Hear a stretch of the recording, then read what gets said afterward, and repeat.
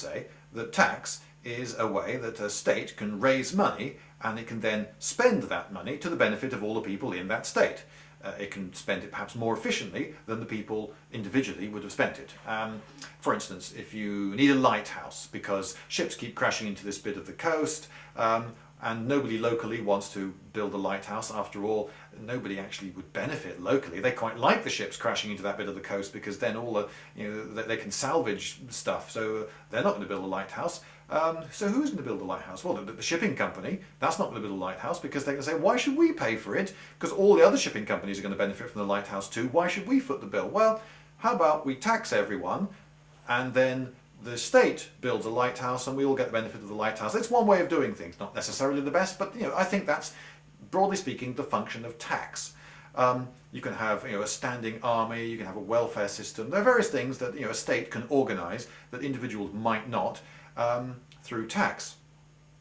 But the way that tax is presented in politics and in the British media would suggest that that's actually not the function of tax at all, and that tax is actually some sort of social mechanism for getting people to do what you want them to do. Recently they've been talking about giving married people tax breaks for getting married.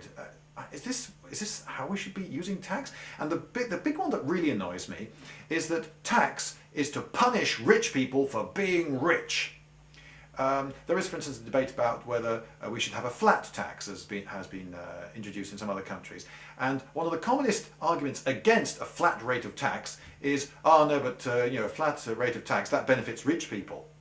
How is that an argument? How is that an argument against it? No, benefit. Benefit is good. By definition, it's good. If you have some tax regime that benefits some sector of your population, that's benefiting some sector of your population. That's definitely a good thing. Benefit, by definition, that's got to be good. If you're saying that it benefits these people and only these people and massively to the cost of other people, oh, that's different. Fair enough, that's different, but that's not what they're saying. Oh, no, it benefits rich people, and that somehow is taken as innately bad. No, it isn't. Benefit is good. If you can benefit any member of your society, that's good. On its own, that's good. Now, what happens with very, very rich people and high taxes? Well, actually, do you know, very rich people don't pay income tax. There are loads of ways of getting round of paying income tax, and rich people, they use these methods. They employ accountants, and the accountants make sure that the state gets none of their money.